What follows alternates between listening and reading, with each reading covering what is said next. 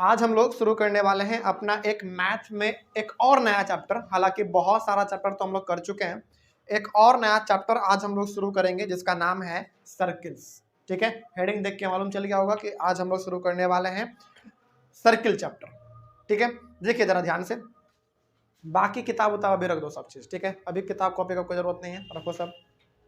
हम जो बता रहे हैं पहले उसको सुन लीजिए ध्यान से, क्या है इसमें, एकदम चैन से बैठ जाओ, बस सुनना है इसमें। ठीक है, सवाल वाल तो अभी बनाना नहीं है, तो कॉपी कलम उसका अभी कोई जरूरत नहीं है। ठीक है, अभी फिलहाल सुनना है पहले क्या है। हालांकि चैप्टर का नाम है हमारा सर्किल, है ना, और बहुत सारा चैप्टर हम लोग अभी कंप्लीट कर भी चुके हैं। तो उसी प्रकार से आज हम लोग सर्किल को भी शुरू करेंगे और इसको भी कंप्लीट करेंगे। अब शुरू किया है तो कंप्लीट तो करना है ना। लेकिन जैसा कि हम लोग करते हैं हर चैप्टर में, क्या किसी भी चैप्टर को पढ़ने से पहले उसके इंपॉर्टेंट टर्म्स को पहले समझ लेते हैं, क्योंकि जब तक टर्म्स नहीं समझ पाओगे ना तब तक चैप्टर समझ में ही नहीं आएगा। क्योंकि इस पूरे के पूरे चैप्टर में किसी भी चैप्टर को उठा के देख लो आप, मैथ का खास करके, जब तक इंपॉर्टेंट टर्म्स नहीं समझ में आते हैं तब तक चैप्टर समझ में आ ही नहीं पाएगा। जैसे हम मान लीजिए, हम अभी एक वर्ड इस्तेमाल करते हैं जो कि अभी हम पढ़ेंगे सर्किल में, जो भी हम आपको बताएंगे अभी, सेकेंड। सपोज मान लीजिए कि हम एक वर्ड आपको बता रहे हैं सेकेंड। अब सेकेंड आपको मालूम ही नहीं है कि होता क्या है, अब सवाल में आ जाए तो फिर कैसे बनाएंगे, तो दिक्कत हो जाता है ना। तो सबसे पहले मेरा मकसद ये रहेगा कि पूरा, आप सर्किल नहीं भी जानते हैं कोई बात नहीं, तो हम पूरा नीचे से लेकर ऊपर तक हम लोग सब कुछ पढ़ेंगे, और नहीं भी जानते कोई बात नहीं, हर चीज यहाँ पे हम लोग समझ जाएंगे। ठीक है, और यहाँ पे आपको सर्किल का, चूंकि आज तो हमारा इंट्रोडक्शन क्लास है, इसका इंपॉर्टेंट टर्म्स आज हम लोग देखेंगे, और इसमें थ्योरम भी है बहुत सारा, तो वो भी हम लोग देखते हुए चलेंगे।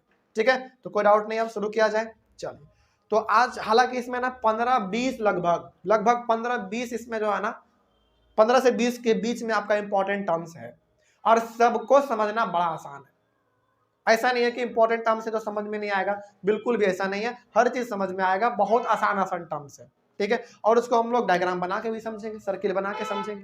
तो चैप्टर का नाम बेसिकली सर्किल होता है। अच्छा, यहाँ पे ना एक चीज और हम यहाँ पे आपको पहले ही क्लियर कर दें, क्योंकि चैप्टर का नाम है सर्किल, और इसमें जो कि हमने आपको अभी कहा कि लगभग 15 से 20 इंपॉर्टेंट टर्म्स आपको इसमें मिलेंगे, और हर एक टर्म्स का जो डेफिनेशन है ना वो आपके बुक में दिया हुआ है। तो हम यहाँ पर डेफिनेशन नहीं रखने जा रहे हैं।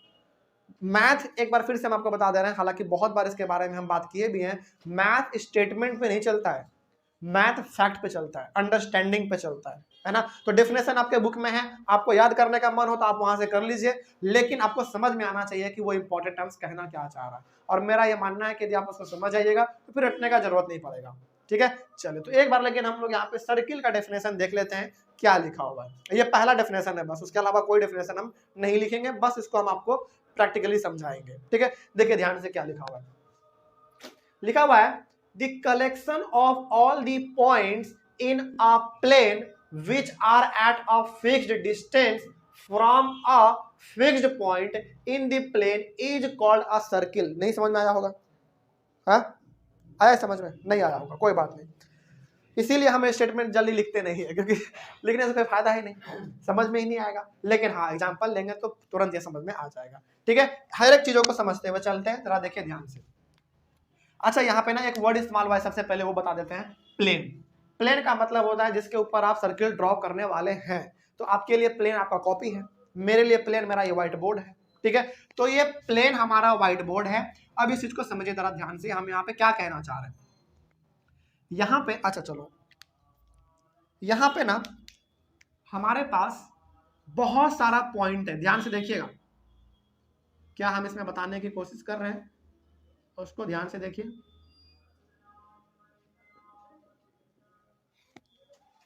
यदि पूरा गोल ना बने तो उसके लिए सॉरी है, क्योंकि हो जाता है ना, मेरे पास वो तो है नहीं यहाँ पे, खैर थोड़ा सा, लेकिन यहाँ पे टेढ़ा लग रहा है, सुधार देते हैं थोड़ा सा। अरे यार, ये तो और खराब हो गया।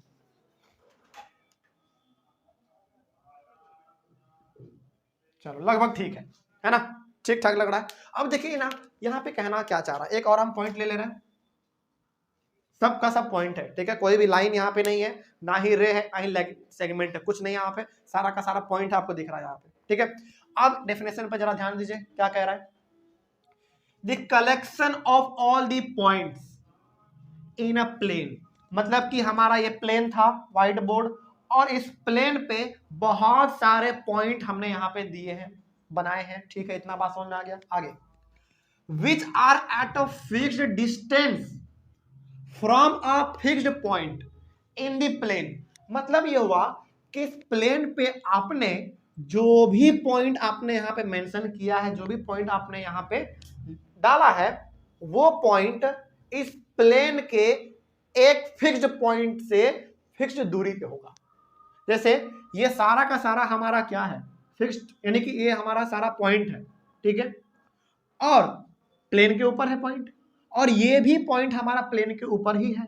तो यहां पे ये कहा जा रहा है कि इस प्लेन के ऊपर एक पॉइंट से हर एक पॉइंट बराबर यानी कि फिक्स्ड डिस्टेंस पे होगा। बात समझ में आ रही है? अब डेफिनेशन को एक बार पढ़िए और एक बार इसको देखिए ध्यान से, हर चीज समझ में आएगा।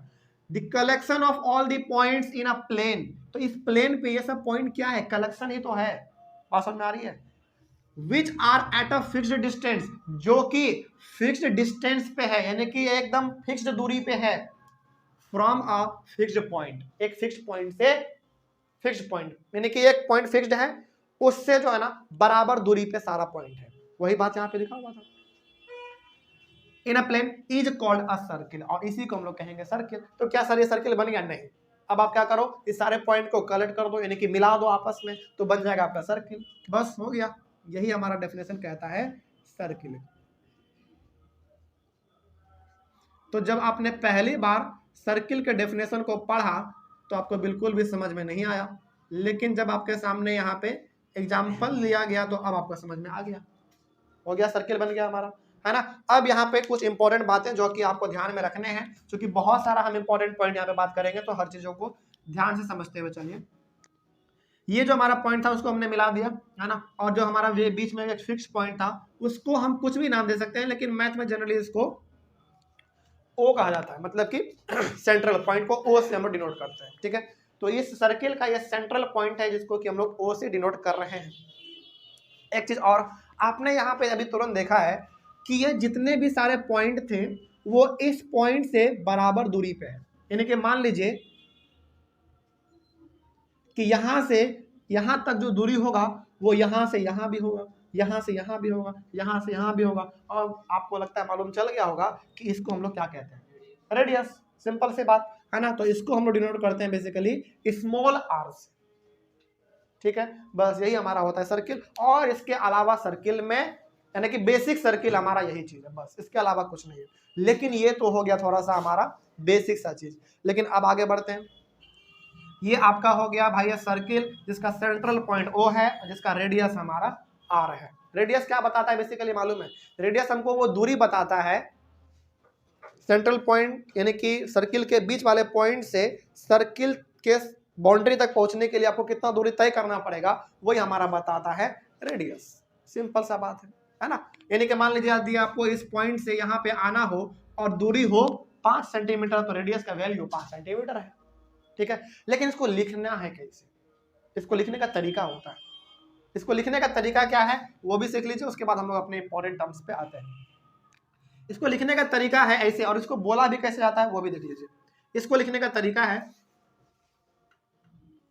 Circle with centre O and radius R, इसको ऐसे लिखा जाता है और ऐसे प्रोनाउंस भी इसको कहा जाता है, किया जाता है, ठीक है। यहाँ पे आप देख रहे हैं ये छोटा ओ नहीं है बेसिकली, ये बड़ा वाला कर लीजिए,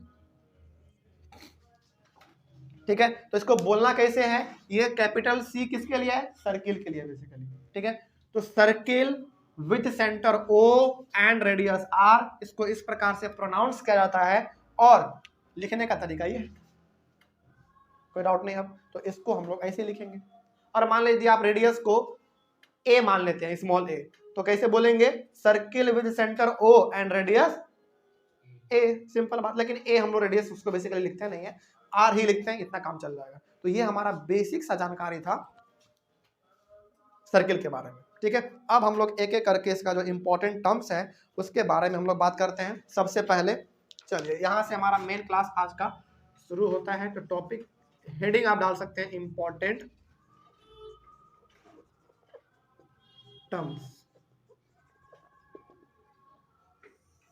बहुत सारा है, लगभग 15-20 है, उसके बारे में हम लोग देखेंगे। चलिए सबसे पहला हमारा एक एक करके देखते चलेंगे। सबसे पहला रेडियस। रेडियस को क्या बताने का जरूरत है अब?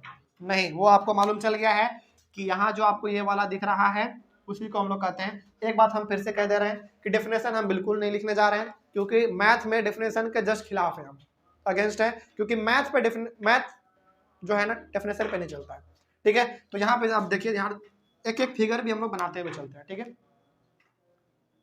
हालांकि हम यहाँ पे छोटा छोटा सा बनाएंगे, लेकिन आप इसको कॉपी में थोड़ा बड़ा कर लीजिएगा। तो ये पॉइंट यदि आपका O है, ये पॉइंट यदि आपका O है तो ये आपका रेडियस हो गया। बात समझ में आ रही है? अच्छा, यहाँ पे ना एक चीज और नया जो आपको सीख लेना है वो है आपका रेडियाई। रेडियाई क्या होता है? देखिए, रेडियस तो आपका मालूम चल गया कि सर्किल के बीच वाले पॉइंट से लेकर सर्किल के किसी भी पॉइंट तक जो एक लाइन जाए उसी को हम लोग कहते हैं रेडियस। सिंपल सा बात है ना। अब रेडियाई क्या होता है? रेडियाई बेसिकली क्या है मालूम है? ये ना रेडियस का प्लूरल है। ये क्या है? रेडियस का प्लूरल है। सिंगुलर हमारा होता है रेडियस और प्लूरल होता है हमारा रेडियाई। रेडियाई का मतलब हो गया जिसमें कि 2 या 2 से ज्यादा रेडियस हो। तो यदि आप मान लीजिए कि यदि ये आपका एक सिंगल रेडियस है तो ये वाला भी यदि एक रेडियस हो गया तो ये हो गया हमारा रेडियाई, क्योंकि इसमें 2 है। और भी रेडियस हम बना सकते हैं, लेकिन याद रखिएगा एक सर्किल में चाहे रेडियस कितना भी हो, सबका जो वैल्यू होगा वो सेम होगा। ठीक है, चलिए आगे बढ़ते हैं। तो ये हो गया हमारा पहला इंपॉर्टेंट टर्म्स क्लियर। और दूसरा आगे बढ़ते चलते हैं एक एक करके। रेडियस के बाद है, हालांकि भूल जाते हैं कितना क्या है। रेडियस के बाद है सरकमफेरेंस। ठीक है, तो बताते चलेगा कौन कौन सा है, हम बस इसको बताते चलेंगे।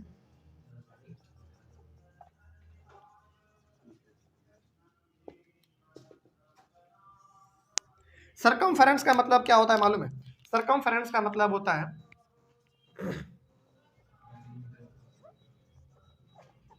पेरीमीटर बोलिए या फिर बाउंड्री बोलिए, पेरीमीटर या फिर बाउंड्री ऑफ अ सर्किल। ठीक है, मतलब एक डायग्राम बना ही देते हैं यहाँ पे, देखिए जरा ध्यान से।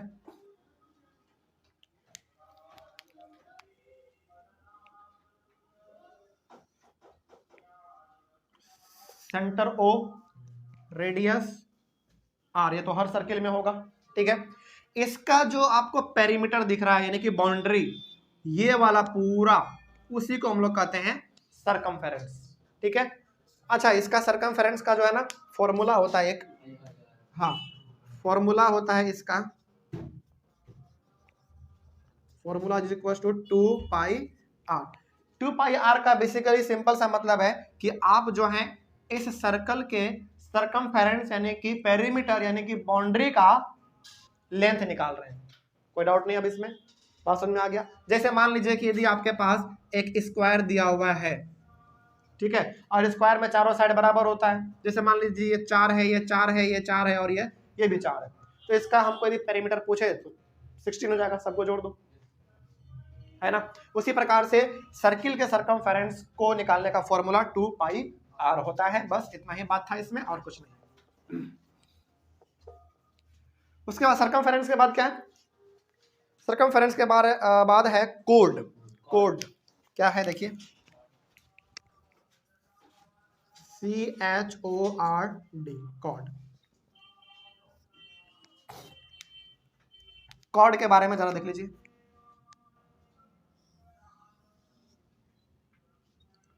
सर्किल, सेंट्रल पॉइंट O, ठीक है। देखो कॉर्ड करता क्या है ना, बेसिकली कॉर्ड जो है ना सर्किल को, समझेगा ध्यान से, कॉर्ड सर्किल के किसी 2 पॉइंट को आपस में एक लाइन के थ्रू मिला देता है ना। वही चीज ये, वही चीज हमारा कहलाता है कोड। जैसे मान लीजिए यदि ये हमारा सर्किल है, और अब चूंकि सर्किल है तो अलग अलग पॉइंट से मिलकर बना होगा, है ना। तो मान लीजिए कि एक पॉइंट आपका यहाँ पे है और एक पॉइंट आपका यहाँ पे है, तो इस दोनों पॉइंट को जो ये लाइन मिलाएगा उसी को हम लोग कहते हैं कॉर्ड, है ना। ये यहाँ पे भी मिला सकते हैं, या फिर ये जो है ना ये बीचों बीच भी जा सकता है, याद रखिएगा, क्योंकि ये भी क्या कर रहा है, दो पॉइंट को मिला रहा है ना। या फिर ये जो है थोड़ा सा छोटा भी हो सकता है, ये भी हमारा जो है वो कॉर्ड ही कहलाएगा। बात समझ में आ रही है? चलिए, हाँ डायमीटर भी है, बात करेंगे। ये जो आपका दिख रहा है ना, आपके मन में सवाल आ गया होगा कि सर ये जो बीचों बीच जा रहा है ये तो डायमीटर है। हाँ, तो डायमीटर भी अपने आप में एक कॉर्ड है, ठीक है, वो आगे वही चीज है।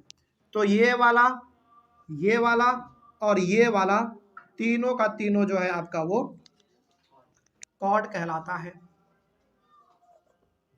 बस हो गया, आगे चलिए। तो हर एक चीजों को समझते हुए चलना, ये तीनों चीज हमारा जो है वो कॉर्ड कहलाता है। तो तीसरा हो गया। चौथा चीज यहाँ पे, चौथा है डायमीटर।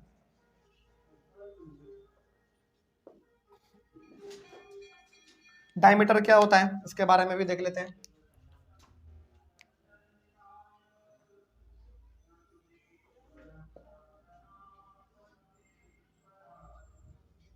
डायमीटर वो लाइन होता है जो कि सर्किल के किसी दो पॉइंट को तो टच करेगा ही करेगा, बल्कि वो बिल्कुल बीचों बीच होके गुजरेगा, यानी कि सेंट्रल पॉइंट से होके गुजरेगा, ठीक है। तो वो हो गया आपका डायमीटर। तो यहाँ पे एक पॉइंट, यहाँ पे एक पॉइंट और यहाँ पे पॉइंट ओ तो आपका है ही, है ना। तो जो कि सर्किल के बिल्कुल बीचों बीच पॉइंट से होके गुजरे जो लाइन, उसको हम लोग कहते हैं डायमीटर। सिंपल सा बात हो गया। चलिए, तो यहाँ पे आपका ये जो है ये हो गया डायमीटर। अच्छा, एक चीज यहाँ पे ना हम और बताना चाहेंगे कि जो आपका रेडियस होता है ना, रेडियस का ही डबल होता है आपका डायमीटर। यदि आप इसको आधा कर देंगे तो आपका रेडियस बन जाएगा, है ना। तो आप एक चीज यदि यहाँ पे एक्स्ट्रा लिखना चाहें तो आप लिख सकते हैं diameter is equals to 2 into radius, यानी कि रेडियस को आप डबल कर दो, रेडियस जो भी आपका है उसको आप मल्टीप्लाई कर दो 2 से, तो आपका डायमीटर का पूरा वैल्यू निकल जाएगा, ठीक है। तो अच्छा, यही चीज हमारा इसमें भी हो सकता था, रेडियस में भी हो सकता था। रेडियस में भी जब हमारा डायमीटर रेडियस का डबल होता है तो रेडियस हमारा क्या होगा, डायमीटर का हाफ होगा, है ना। तो यहाँ पे एक पॉइंट और यहाँ पे आप ऐसे मेंशन करके लिख लीजिएगा, radius is equals to diameter divided by 2, half कर दो, आपका रेडियस का लेंथ मिल जाएगा, ठीक है। तो ये हो गया आपका डायमीटर। डायमीटर के बाद है आपका सेकंड। सेकंड क्या है उसके बारे में देखिए, SECANT। बहुत सारे बच्चे इसको स्कैंट भी पढ़ते हैं, कुछ भी पढ़ो समझ में आना चाहिए बस, है ना, मतलब क्या कहना चाह रहा है वो समझ में आना चाहिए। चलिए देखिए जरा ध्यान से, ये आपका सपोज करो सर्किल है, ये आपका सेंट्रल पॉइंट है। अच्छा, यहाँ पे ना कॉर्ड में और डायमीटर में कंफ्यूज बिल्कुल भी नहीं होना है। डायमीटर हमारा वो लाइन होता है जो कि सर्किल के सेंटर से होके पास करता है, ठीक है। और डायमीटर भी अपने आप में कॉर्ड है, क्योंकि ये भी दो पॉइंट को मिला रहा है ना, और वो भी बीच से हो रहा है, पास हो रहा है। तो डायमीटर कॉर्ड हो सकता है और कॉर्ड डायमीटर हो सकता है, दोनों हो सकता है, ठीक है। तो अब बात आ जाता है हमारा सेकंड का।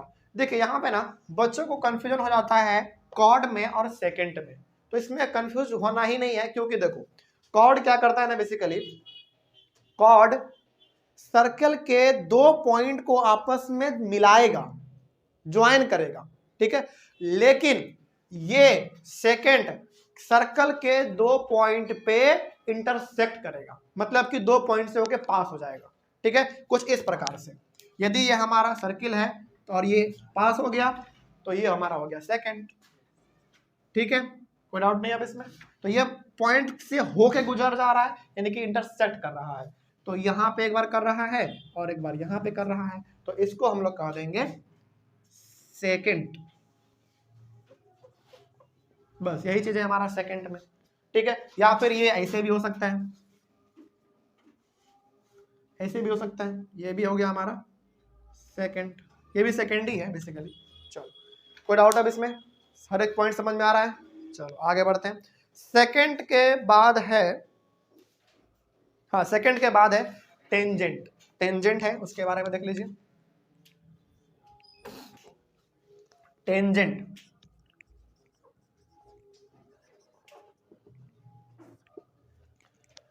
टेंजेंट क्या होता है देखिए ध्यान से। ये हमारा सर्किल है जिसका सेंटर ओ है, ठीक है, और यदि आप रेडियस बनाना चाहें तो बना भी सकते हैं, लेकिन बार बार जरूरी नहीं है, आपको तो मालूम चल ही गया कि सेंटर है तो रेडियस होगा ही, है ना। तो ये हो गया हमारा टेंजेंट। अच्छा हाँ, अभी टेंजेंट हुआ कहाँ है इसको समझना है। तो ये हमारा सर्किल हो गया जिसका सेंटर ओ है और रेडियस आर है ना। यहां पे देखो ध्यान से, कॉर्ड में सर्किल को 2 पॉइंट से केवल मिलाता है, ये 2 पॉइंट पे इंटरसेक्ट करता है, यानी कि 2 पॉइंट से होकर गुजर जाएगा। लेकिन टेंजेंट जो है ना, सर्किल के मात्र एक पॉइंट से होकर गुजरेगा, यानी कि एक ही पॉइंट को वो टच करेगा। इसको ऐसे भी समझ सकते हैं आप कि टेंजेंट एक ऐसा लाइन होता है जो कि सर्किल के केवल और केवल एक ही पॉइंट को टच करता है, मात्र एक सिंगल पॉइंट को, है ना। तो सपोज कर लीजिए कि हमारा जो है ना एक लाइन इस प्रकार से पास हो रहा है ना। आपको लग रहा होगा कि सर यहाँ पे तो 2 से ज्यादा पॉइंट को ये टच कर रहा है, लेकिन ये मार्कर थोड़ा होने की वजह से, लेकिन यहाँ पे आप ये मान के चलिए कि ये एक ही पॉइंट को टच करके गुजर गया, ठीक है। तो इस प्रकार से हमारा ये होता है। तो यहाँ पे अब समझिए ध्यान से, तो ये जो हमारा पूरा का पूरा सर्किल था, इस सर्किल के एक ही पॉइंट से हमारा ये लाइन गुजर रहा है, तो इस लाइन को हम लोग कह देंगे टेंजेंट। टेंजेंट कह देंगे इस लाइन को। इसमें एक और पॉइंट है जो कि बड़ा इंटरेस्टिंग है, जहां पे इस पॉइंट को टच करता है ना वो लाइन, उस पॉइंट को हम लोग कहते हैं point of contact. Point of contact, क्योंकि यहीं पे वो कॉन्टैक्ट कर रहा है, आपस में मिल जा रहा है, तो इसको हम लोग कह देंगे पॉइंट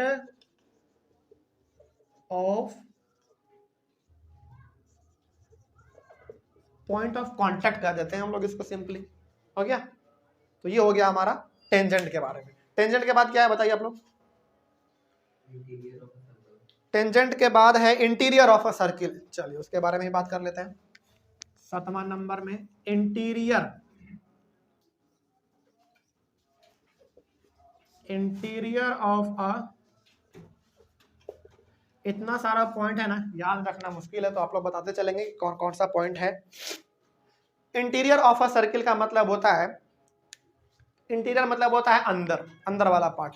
और किसके अंदर का पार्ट? सर्किल के अंदर के पार्ट, है ना। तो सर्किल के अंदर जो भी पार्ट होगा उसको हम लोग इंटीरियर ऑफ द सर्किल कहेंगे, यानी कि सर्किल के अंदर का पार्ट कहेंगे, है ना। सिंपल सा बात है, जैसे मान लीजिए यदि ये हमारा एक सर्किल है जिसका सेंटर ओ और रेडियस आर है, मान लीजिए कि यदि ये पॉइंट हमारा पी है और सर्किल के अंदर है, तो ये हो गया हमारा इंटीरियर पार्ट सर्किल का, बस सिंपल। तो जो सर्किल के अंदर पार्ट आपको दिख जाए उसी को हम लोग कहते हैं इंटीरियर ऑफ अ सर्किल, बस सिंपल सा बात।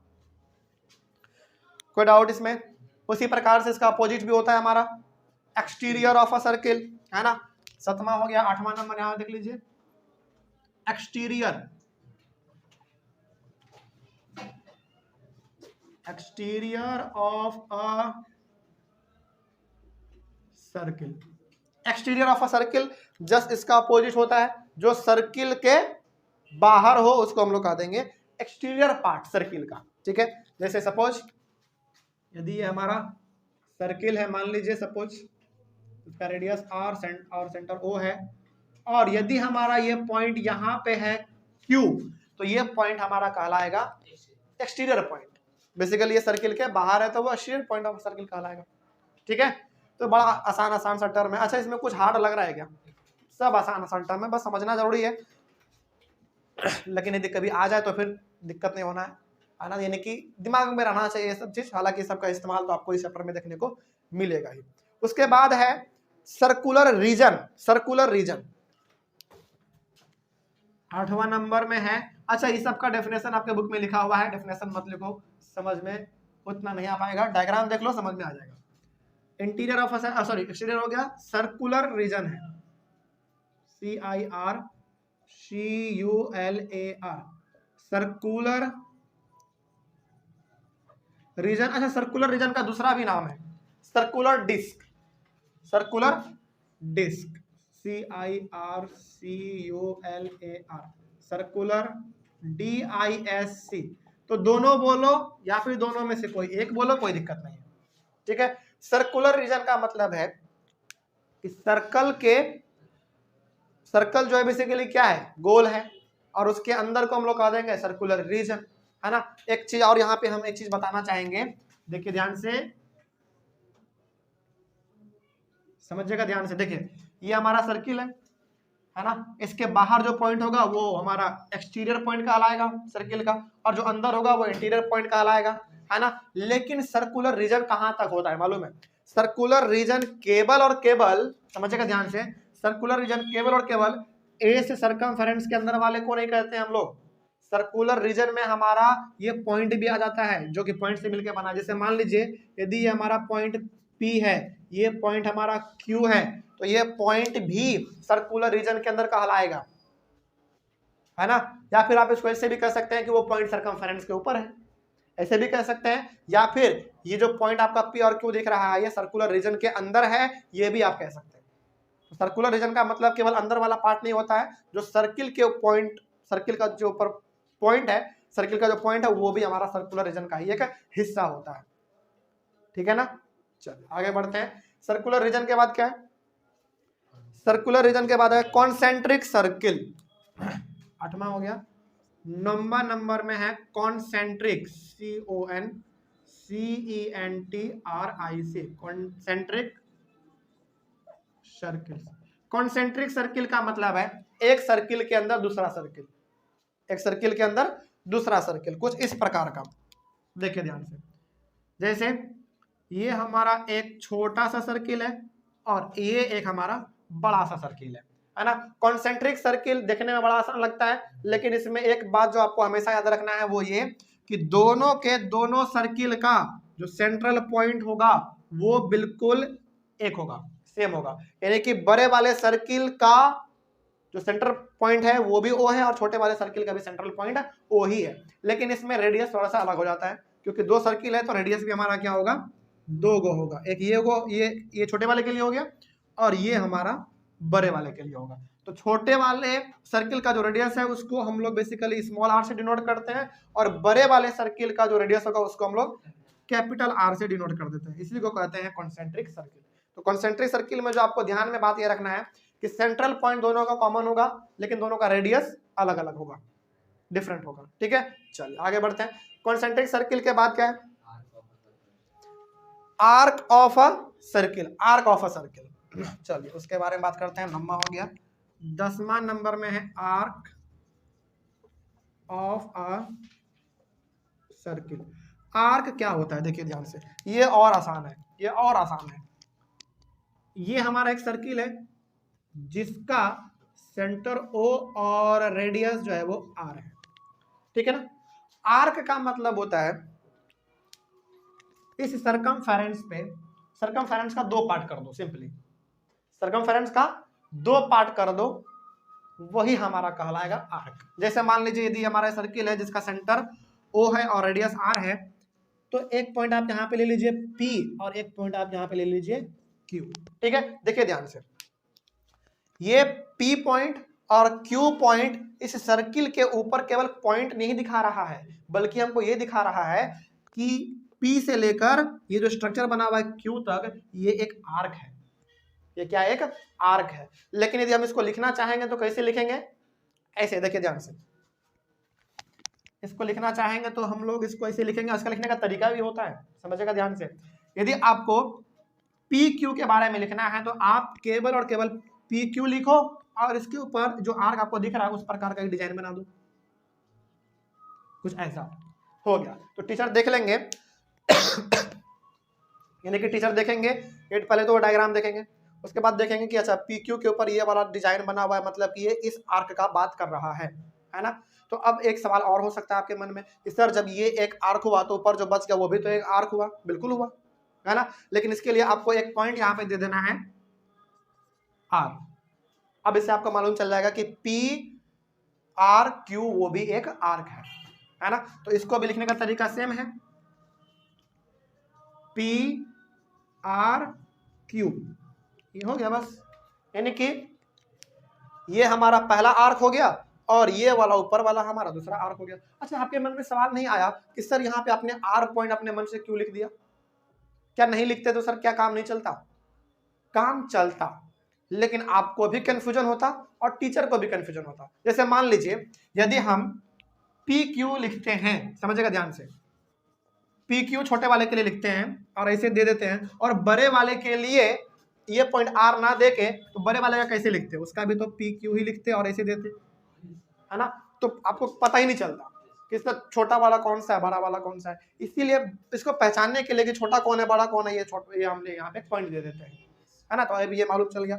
अच्छा, अब चूंकि अब आप आर्क समझ गए हैं कि क्या होता है, तो लगे हाथ इसमें हम लोग एक चीज और सीख लेते हैं कि आर्क हमारा यहाँ पे दो को दिख रहा है, एक नीचे में भी दिख रहा है और एक ऊपर में भी दिख रहा है। और यहाँ पे आप साफ देख पा रहे हैं कि नीचे वाला आर्क छोटा है, ऊपर वाला आर्क बड़ा है। तो जो छोटा वाला होता है उसको हम लोग कहते हैं माइनर आर्क, और जो बड़ा वाला होता है उसको हम लोग कहते हैं मेजर आर्क। ठीक है, तो यहाँ पे जो आपको दिख रहा है, पीछे कर देते हैं, यहाँ पे देखिए ये जो आपको पी क्यू दिख रहा है ना, ये वाला ये हमारा है माइनर आर्क, ये माइनर आर्क है। और ये जो आपका ऊपर वाला दिख रहा है क्या है? पी आर क्यू, ये आपका मेजर आर्क है। बस हो गया। ठीक है, तो इस बात को ध्यान में रखना है, सवाल आएगा जब सवाल हम लोग बनाएंगे तो मेजर आर्क क्या होता है, माइनर आर्क क्या होता है, इसमें कंफ्यूज नहीं होना है। माइनर का मतलब छोटा ही होता है, सिंपल सा। तो जो आर्क छोटा है उसको माइनर आर्क, और जो आर्क बड़ा है उसको मेजर आर्क, सिंपल सा बात है ना। चलिए, उसके बाद हम लोग थोड़ा सा इसके बारे में ना और गहराई से थोड़ा सा बात कर लेते हैं। देखिए ध्यान से, ये आर नीचे लिख देते हैं क्योंकि हमको इसमें ना एक चीज समझाना है। नहीं, ये ना ऊपर ही ठीक था। यहाँ पे ना एक चीज हमको नया सिखाना है, वो देख लीजिए जरा ध्यान से, और ये इंपॉर्टेंट भी है। ये जो आपको आर्क का पॉइंट दिख रहा है ना, पी और क्यू, ठीक है। अच्छा, एक बात बताइए, सर्किल है, सर्किल का पूरा एंगल कितना होता है? 360 डिग्री, है ना। लेकिन अब आपको करना क्या है ना, ये पूछा जाता है इसलिए हम बता रहे हैं कि ये जो आपको पॉइंट दिख रहा है सेंट्रल, इसको ना इससे मिला दो और इसको आप इससे मिला दो, ठीक है। तो अब आपसे सवाल ये पूछा जा सकता है कि जो छोटा वाला आर्क है वो सेंट्रल पॉइंट पे कितने का एंगल बना रहा है? समझेगा मेरी बात को ध्यान से। कैसे सवाल पूछेगा? सवाल पूछेगा कि जो छोटा वाला आर्क है वो सेंट्रल पॉइंट पे कितने डिग्री का एंगल बनाएगा। इसको फाइंड करने के लिए सबसे पहले तो आपको जो आर्क का पॉइंट है उसको मिलाना पड़ेगा सेंट्रल पॉइंट से, हमने मिला दिया, है ना। अब आपको मालूम है कि पूरा जो है वो 360 डिग्री होता है ना। तो अब यदि हम 360 डिग्री में इसको केवल माइनस कर दे, इसको माइनस कर दे तो हमको मालूम चल जाएगा। बात समझ में आ रही है क्या कह रहे हैं हम? नहीं, सॉरी, एक मिनट, मिस्टेक हो गया।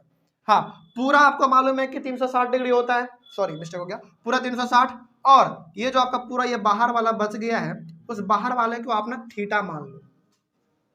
थीटा का मतलब होता है, इसको हम लोग कहते हैं थीटा। ये साइन आपको सबसे ज्यादा कब मिलेगा मालूम है? क्लास 10th में ट्रिग्नोमेट्री चैप्टर में पूरा का पूरा यही साइन है उसमें, इसको हम लोग कहते हैं थीटा। और थीटा का बेसिकली, थीटा आपको ये बताता है कि यदि आपको एग्जैक्ट एंगल नहीं मालूम है ना तो आप थीटा लिख के काम चला सकते हो। अब ऐसा नहीं कि एग्जाम में आया और आंसर ही नहीं निकल रहा है, मालूम ही नहीं तो थीटा लिख के आ गए, वो नहीं होता वहां पे। मतलब यहाँ पे ये कि जैसे हम लोग कहते हैं ना कि suppose let the angle be x, उसी प्रकार से आप मान सकते हैं कि let the angle be theta. यानी कि जब आपको एग्जैक्ट डिग्री एंगल ना मालूम हो उस समय पे हम लोग थीटा का वर्ड इस्तेमाल कर देते हैं, ठीक है। तो पूरा एंगल हमारा होता है 360, और 360 में यदि आप ये बाहर, चलो कुछ देर के लिए रेडियस छोड़ ही दो, ज्यादा आपको कंफ्यूज कर रहा था ये, अब सिंपल लग रहा है ना। तो 360 में यदि हम ये बाहर के एंगल को माइनस कर देंगे तो ये अंदर वाला एंगल हमको मिल जाएगा। तो यहाँ पे फॉर्मूला भी आपके पास आ गया। अब क्या फॉर्मूला आ गया कि यदि छोटे वाले, हाँ, यदि आपको इस छोटे वाले आर्क के द्वारा जो एंगल बनाया जा रहा है सेंट्रल पॉइंट पे, उसका फॉर्मूला अब आपके पास आ गया। नीचे यहाँ पे लिख दें, फॉर्मूला आ गया कि 360 डिग्री माइनस थीटा, ठीक है। हाँ, इज इक्वल्स टू एंगल आप कर सकते हैं POQ, एंगल POQ, बस हो गया, बात खत्म, ठीक है। अच्छा मान लीजिए, चलो ठीक है, ये छोटे वाले के लिए हमने ये चीज किया, बड़े वाले के लिए क्या करना पड़ता है? बड़े वाले का यदि निकालना पड़े, यानी कि ये तो आपको मालूम चल गया कि 360 में इसको घटा देंगे तो हमारा ये निकल जाएगा, लेकिन यदि हमको ये बाहर वाला ही निकालना हो तो क्या करेंगे? 300, तब इसमें हम लोग थीटा इसको मान लेते हैं, थीटा इसको मान लेते हैं हम लोग। हाँ, जैसे जैसे पूरा 360 होता है ना, पूरा 360 में इस बाहर वाले को हमने क्या मान लिया? थीटा, तो 360 में थीटा घटाएंगे ये निकल जाएगा। और यदि हमको ये बाहर का ही पता करना हो, ये पूरा 360 में घटा देंगे इसको, POQ को घटा देंगे, हो गया बात खत्म, है ना। तो एक बता दिया तो दूसरा बताने का जरूरत है, वो बन जाएगा। चलिए इसको मिटाते हैं, यहाँ तक में तो कोई डाउट नहीं। चलिए ऑनलाइन वाले बच्चे एक बार इसका स्क्रीनशॉट लीजिए फटाक से। 10 तक हो गया, अभी और हम लोग आगे बात करेंगे। 1 मिनट इसको मिटा लेते हैं पहले, कहीं पे कोई डाउट नहीं होना चाहिए, क्योंकि बड़ा सिंपल सा टर्म है ना, इसे ही देख के आपको मालूम चल जाएगा कि क्या है।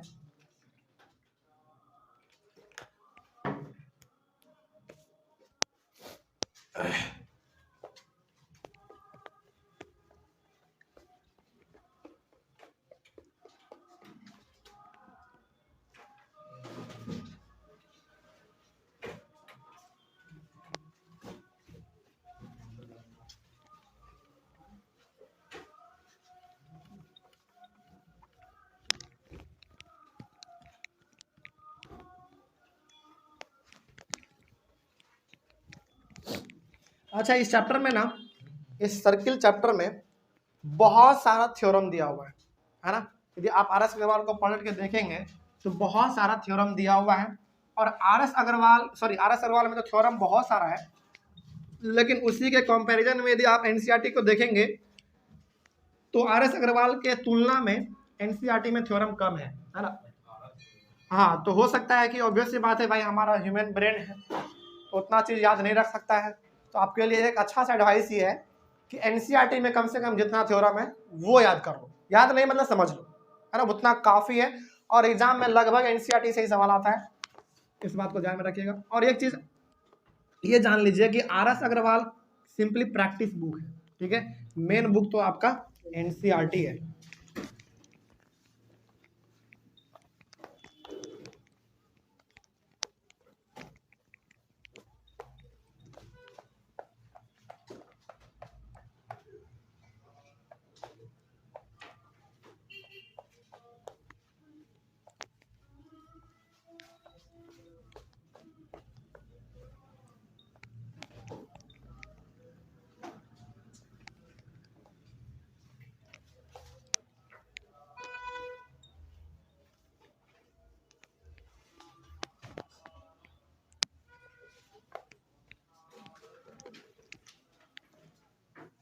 चलिए कितने नंबर तक हुआ था? 10, है ना। 11 देखते हैं। एक मिनट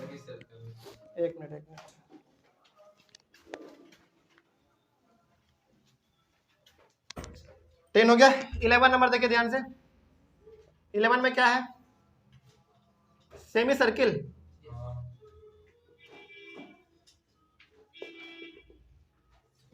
सेमी सर्किल क्या होता है देखिए जरा ध्यान से इसको फटाक से।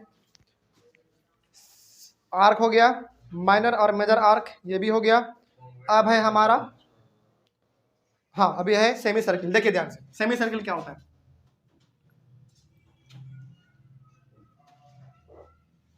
सेमी सर्किल का मतलब होता है एक कंप्लीट सर्किल को 2 इक्वल पार्ट में डिवाइड कर दो। और 2 इक्वल पार्ट में डिवाइड करने का काम कौन कर सकता है? एक कंप्लीट सर्किल को 2 इक्वल पार्ट में डिवाइड कर देंगे तो उसी को हम लोग कहते हैं सेमी सर्किल। लेकिन 2 इक्वल पार्ट में डिवाइड करने के लिए कौन काम करता है? डायमीटर, ठीक है। तो ये हमारा सर्किल हो गया, और ये हमारा बीचों बीच जो पास हो रहा है सेंट्रल पॉइंट से, उसको हम लोग कहते हैं डायमीटर। तो यहाँ पे हमारे पास अब 2 सर्किल मिल गया, एक नीचे वाला और एक ऊपर वाला, इसी को हम लोग कहते हैं सेमी सर्किल। अच्छा, अब इसका ना थोड़ा सा हम बात कर लेते हैं, चूंकि सेमी सर्किल का बात है, थोड़ा सा एक्स्ट्रा बात है जो कि समझना बड़ा आसान है। देखिए ध्यान से, पूरे सर्किल का जो एरिया होता है वो पाई आर स्क्वायर होता है ना। अब चूंकि आपने इसका आधा कर दिया, पाई आर स्क्वायर डिवाइडेड बाई 2। समझिए ध्यान से, पूरे सर्किल के एरिया का फॉर्मूला होता है पाई आर स्क्वायर, लेकिन आपने इसको 2 इक्वल पार्ट में डिवाइड कर दिया तो इसको 2 से डिवाइड कर दो, सिंपल सा बात है ना। तो इसमें जो है ना, यदि आपको नोट करना है तो कर लीजिएगा, बड़ा आसान है। सेमी सर्किल का एरिया का फॉर्मूला जो है वो पाई आर स्क्वायर बाई 2 हो जाता है, ठीक है ना। बस ये होता है। हाँ, वो तो सरकमफेरेंस में होगा ना, वो अभी बात करेंगे। ये इसका एरिया का फॉर्मूला होगा, समझिए ध्यान से। पहले ये हो गया हमारा सेमी सर्किल के एरिया का फॉर्मूला, लेकिन इसके बाद हम लोग इसके बात कर लेते हैं सरकमफेरेंस का, है ना। CIR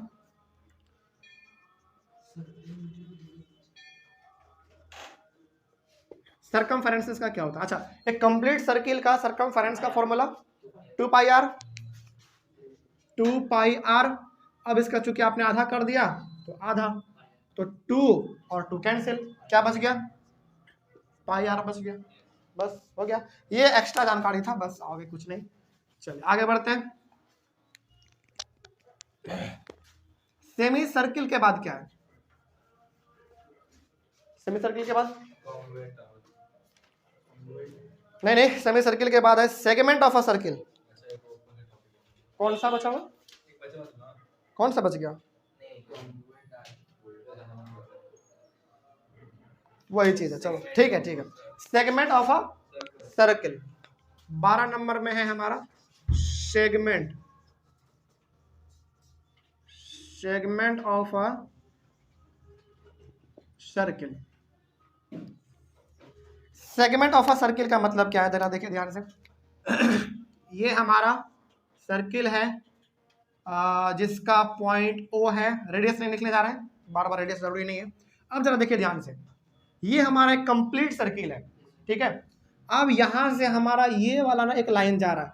कोई बता सकता है कि ये वाला लाइन को हम लोग क्या कहते थे? नहीं, ये इस वाले लाइन को कॉर्ड कहते थे, है ना। तो यहाँ पे हमारा एक कंप्लीट सर्किल है, ये इंपॉर्टेंट है। ये हमारा एक कंप्लीट सर्किल है और ये हमारा एक कॉर्ड है ना, जो कि सर्किल के 2 पॉइंट को आपस में मिला रहा है, ठीक है। अब यहाँ पे हमारा जो सर्किल है 2 पार्ट में डिवाइड हो गया, एक नीचे और एक ऊपर, है ना। तो यहाँ पे भी आपका जो कॉन्सेप्ट है वही वाला लागू होता है, मेजर और माइनर वाला, है ना। तो इस बात को आप ध्यान में रखेंगे कि जो आपको यहाँ पे छोटा वाला पार्ट दिख रहा है ना, इस छोटे वाले पार्ट को हम लोग कहते हैं माइनर सेगमेंट, और इस बड़े वाले को कहते हैं मेजर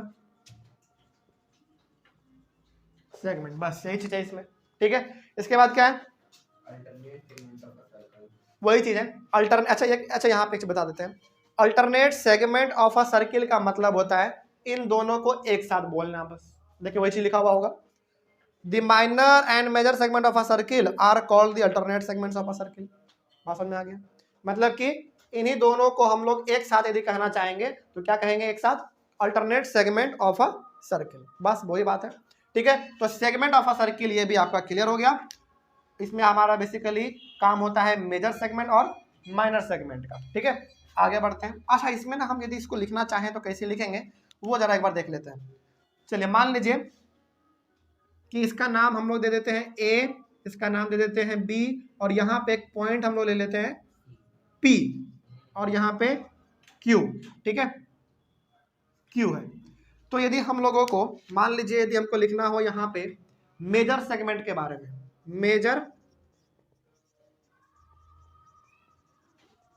मेजर सेगमेंट हमारा यहाँ पे क्या है?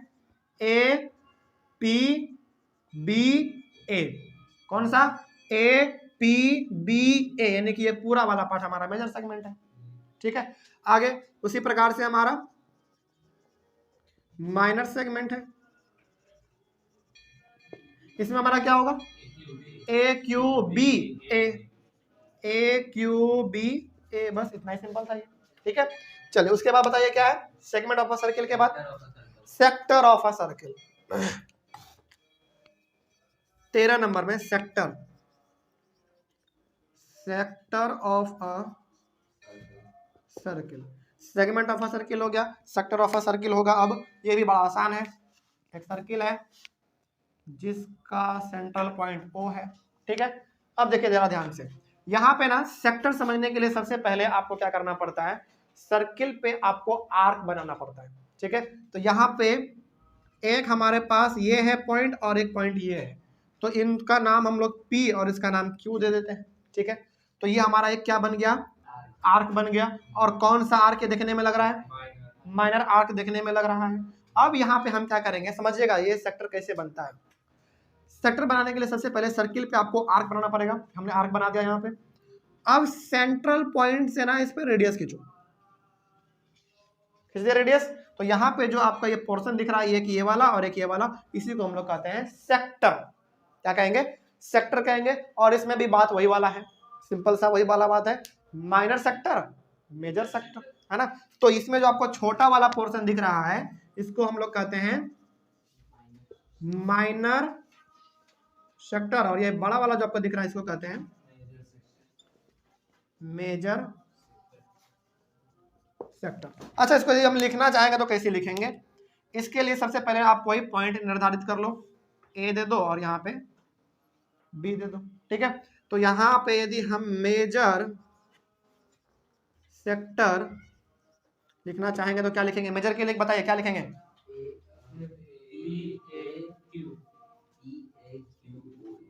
PAQOP, यानी कि यहाँ PAQOP, तभी तो मालूम चलेगा कि ये वाला बड़ा पोर्शन हम लोग मेजर कह रहे हैं, ठीक है।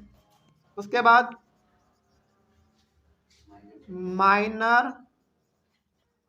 माइनर सेक्टर को, ठीक है, POQBP, यानी कि POQBP हो गया बस, ठीक है ना। चलिए उसके बाद क्या है बताइए जल्दी फटाफट, quadrant of a circle, quadrant, बाकी सब हो गया। ओ लेकिन हम लोग मतलब के करीब है ना। चलो ठीक है, quadrant of a circle, quadrant of a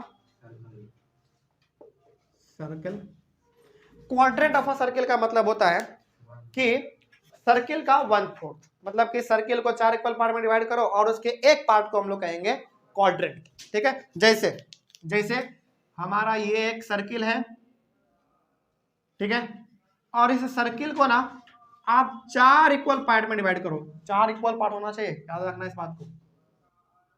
मतलब क्यों हंस रहे हो, हमको ही मालूम है कि ये सर्किल नहीं है पूरा सर्किल, लेकिन क्या करें जल्दी जल्दी समझाना है, तो अब इसे बनाने लगे तब तो पूरा रात हो जाएगा, ठीक है।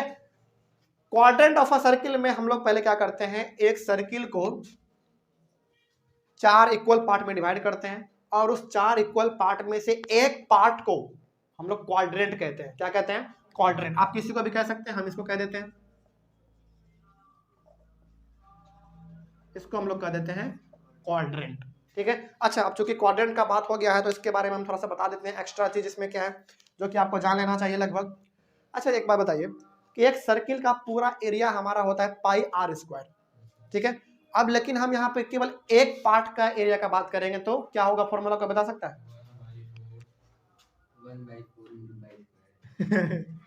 कुछ भी बोल देना है क्या, नहीं वो नहीं होता। देखिए ध्यान से, एक पूरे सर्किल का यदि हम बात करेंगे तो πr² होता है ना। अच्छा, सेमी सर्किल में क्या करते हैं, इसको हम लोग 2 से डिवाइड करते हैं, क्यों, क्योंकि इसमें 2 पार्ट में डिवाइड होता है और इसमें 4 पार्ट में डिवाइड हो रहा है, तो πr²/4 ये फॉर्मूला होता है क्वाड्रेंट का। यानी कि आपको यदि केवल इस पोर्शन का एरिया निकालना है तो πr²/4, यही बोले थे, अच्छा चलो तब ठीक है।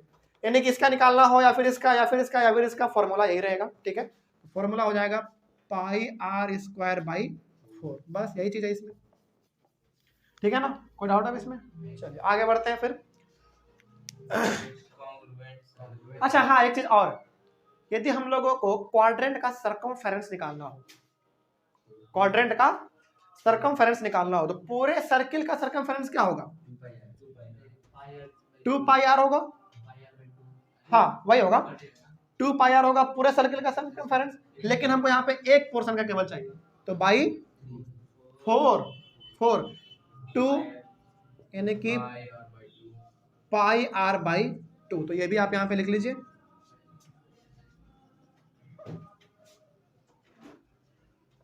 Circumference is equals to pi R by 2। बस हो गया, ये हो गया हमारा क्वाड्रेंट के बारे में। क्वाड्रेंट के बाद क्या है? क्वाड्रेंट के बाद है कॉन्ग्रुएंट सर्किल। अच्छा हम लोग ट्रायंगल पढ़े हैं, हम लोग ट्रायंगल कॉन्ग्रुएंट करना सीखे थे। मतलब क्या होता था कॉन्ग्रुएंट में? हाँ, दोनों ट्रायंगल का शेप और साइज दोनों यदि इक्वल हो जाए तो वो हमारा कॉन्ग्रुएंट ट्रायंगल कहलाता था। उसी प्रकार से कॉन्ग्रुएंट सर्किल 15 नंबर में है आपका।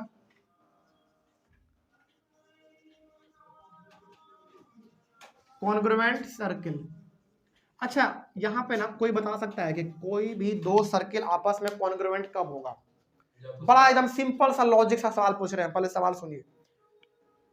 कोई दो सर्किल आपस में कॉन्ग्रुएंट, कॉन्ग्रुएंट का मतलब होता है शेप और साइज दोनों में बराबर होना, है ना? दोनों में, एक में नहीं, दोनों में। तो कब दो सर्किल आपस में कॉन्ग्रुएंट होगा? बताओ कोई भी। शेप साइज तो इक्वल होगा, वो तो हम ही बता दिए हैं।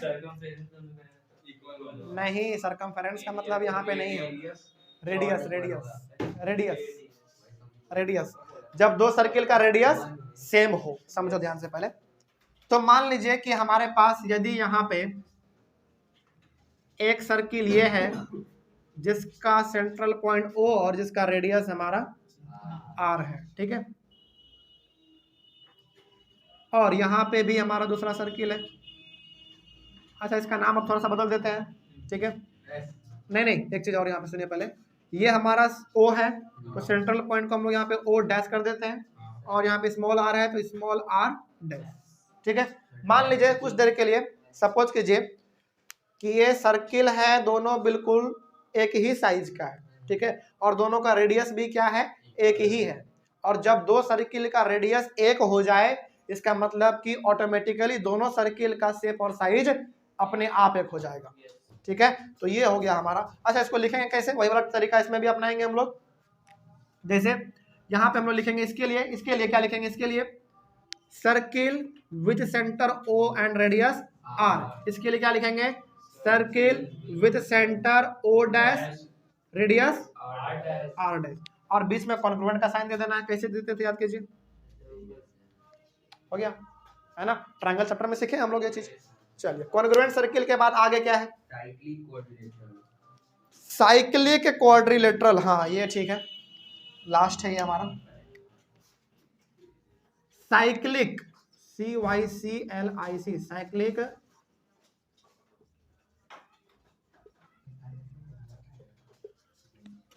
Cyclic quadrilateral.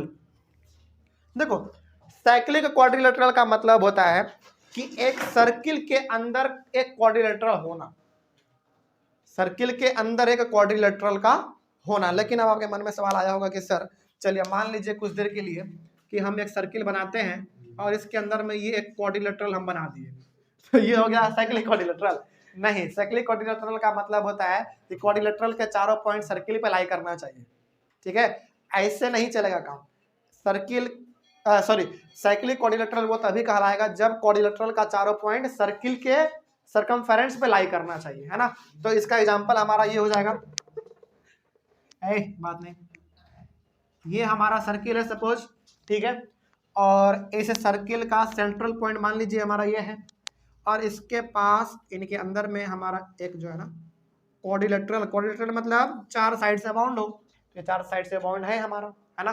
तो ये हो गया अब हमारा एक साइक्लिक क्वाड्रिलेटरल। कुछ नेमिंग कर देते हैं, P Q R S और ये सेंट्रल पॉइंट O, हो गया, कोई डाउट नहीं अब इसमें। अच्छा हाँ, इसमें एक चीज और हम यहाँ पे बताना चाहेंगे, हाँ इसके जो पॉइंट है ना P Q R S, ये पॉइंट किसके पॉइंट है जरा बता सकते हैं आप? कोई सर्किल का भी हो सकता है और क्वाड्रिलेटरल का भी हो सकता है, दोनों का। तो इसको हम लोग कह देते हैं कौन साइक्लिक पॉइंट को, याद रखिएगा इस बात को। हाँ यहाँ पे हम लोग points P, Q, R and S are called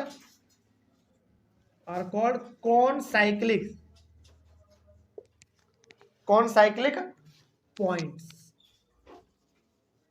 यानी कि यहाँ पे जो अब आपको साइक्लिक क्वाड्रिलेटरल दिख रहा है, इसके जो 4 पॉइंट्स हैं उस पॉइंट्स को हम लोग कहते हैं कॉनसाइक्लिक पॉइंट्स। हो गया डाउट क्लियर? कोई समस्या इसमें? चलिए, तो इसी के साथ कितना हो गए टोटल? 16 टोटल हो गए हमारे पास इंपॉर्टेंट टर्म्स 16। और इसी के साथ हमारा जो आज का क्लास था सर्किल को लेकर बेसिकल इंट्रोडक्शन क्लास था। और आज हम लोग जो है ना सर्किल क्या होता है ये जाने हैं, और सर्किल के टोटल 16 इंपॉर्टेंट टर्म्स को आज हम लोग देखे हुए हैं। एक चीज और पहले यहाँ पे बताइए हमको कि इनमें अब तो कोई डाउट नहीं, तो अगले वाले क्लास में हम लोग शुरू करेंगे कुछ थ्योरम के साथ क्लास को, ठीक है? तो अगले क्लास में हम लोग शुरू करेंगे थ्योरम के साथ। ऑनलाइन वाले बच्चे पहले आप एक बार इसका स्क्रीनशॉट ले लीजिए, और स्क्रीनशॉट लेने के बाद हम लोग मिलेंगे अपने अगले वाले क्लास में। अगले वाले क्लास में हम लोग शुरू करेंगे थ्योरम यानी कि सर्किल चैप्टर को और आगे बढ़ाएंगे। तब तक के लिए thank you very much and have a nice day.